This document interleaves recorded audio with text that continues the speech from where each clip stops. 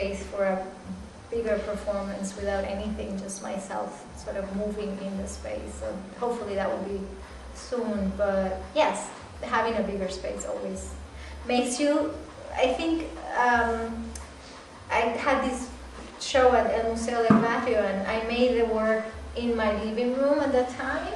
And when I took the work to the museum's gallery, the curator said, "Rosanna, can you make this bigger?" It was so small when I took it there. It was one of those hand-stitched textiles that I was talking about at the beginning. And I did, but there were more prints. I made more prints at home, and then I brought them to the museum, and I hand-stitched them there like 3 days before the opening.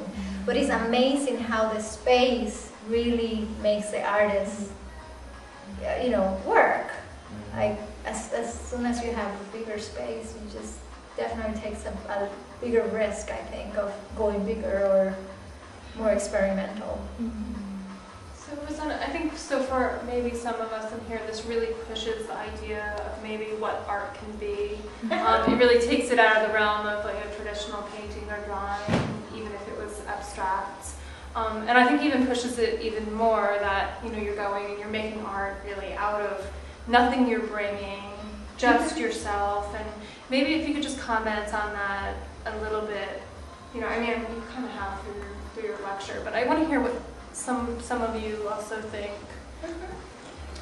Well, I think I certainly believe that each person, each artist makes the work that represents him or her. So for some can be something more object-oriented, like a big painting like this, which is fantastic. But in my case, I just think that everything I do is part of me being an artist. So from my job to, running to being a friend, everything is related and inspires me to make what I came to New York for, which is art.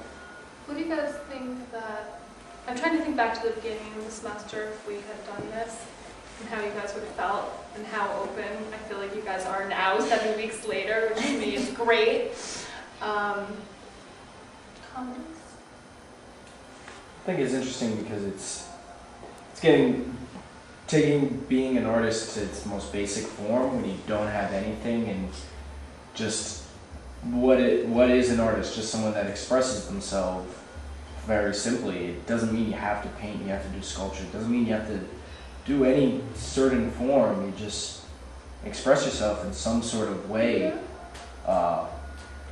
and it just eliminates all of those other things and just kind of shows that you can be an artist just with anything. Yeah, I think artists definitely change minds. So if you tell someone and you know how to explain it, that this is art, so who can tell you that that's not art? If you think that it's art, it's art. Before you start paint, you studied literature? I did an undergraduate in liberal arts, which is like the basic thing, because that's what I had to do in my undergrad. But I took everything, like from philosophy to math, but I didn't do literature. But I do like to write. I always like to write, and I write a lot. I have a sketchbook, and now I have a blog because I've been meaning to write for so long.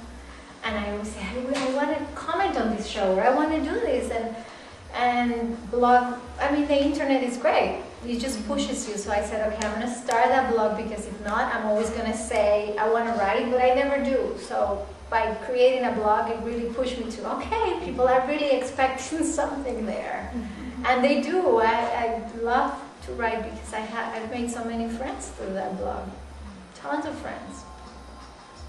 So. No? Great. So why don't we go on to Matthew? Did you guys need a break at all? Yeah, maybe you want to stand up for a few minutes. Stretch. And then we'll Thank you so much. Thank you. Thank you. Do a group stretch. Yes. Pictures in contemporary art.